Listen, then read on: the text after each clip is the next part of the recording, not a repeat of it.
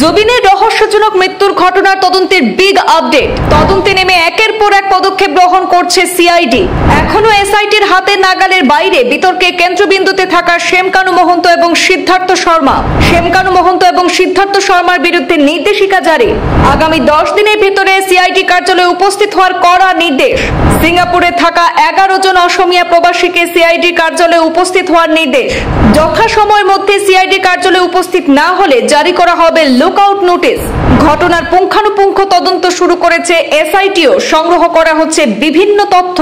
শ্যামকানু মহন্ত এবং সিদ্ধার্থ শর্মার হয়ে কোনো আইনজীবী আদালতে লড়াই করবেন না।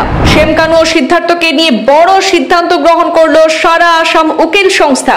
আসামের সব আইনজীবী সংস্থাকে শ্যামকানু এবং সিদ্ধার্থ শর্মার হয়ে আদালতে না লড়ার আহ্বান।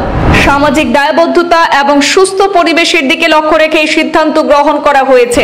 জুবিনের রহস্যজনক মৃত্যুর তদন্তে নতুন মোড় নিয়েছে। বিগ আপডেট সামনে আনলো সিআইডি এবং এসআইটি। ইতিমধ্যে সিআইডির তদন্তে নামার পর আলোচনার কেন্দ্রবিন্দুতে থাকা শ্যামকানু মহন্ত এবং সিদ্ধার্থ শর্মার বিরুদ্ধে কড়া নির্দেশিকা জারি করা হয়েছে। সিআইডির পক্ষ থেকে জানানো হয়েছে আগামী 10 দিনের মধ্যে তাদের অবশ্যই সিআইডি কার্যালয়ে হাজিরা দিতে হবে। শুধু তাই নয়, সিঙ্গাপুরে অবস্থানরত আরো 11 জন অসমীয়া প্রবাসীকেও সিআইডি অফিসে হাজিরা দেওয়ার নির্দেশ দেওয়া হয়েছে। আর নির্ধারিত সময়ের মধ্যে হাজিরা না দিলে তাদের বিরুদ্ধে লুকআউট নোটিশ জারি করা হবে বলে স্পষ্ট জানিয়ে দিয়েছে তদন্তকারী সংস্থা।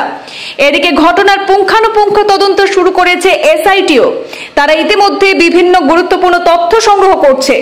অন্যদিকে বড় সিদ্ধান্ত নিয়েছে সারা আসাম উকিল সংস্থা।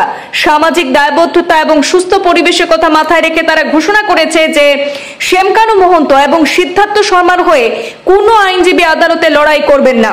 আসামের প্রতিটি আইনজীবী সংগঠনকে এ ব্যাপারে একমত হওয়ার আহ্বান জানানো হয়েছে।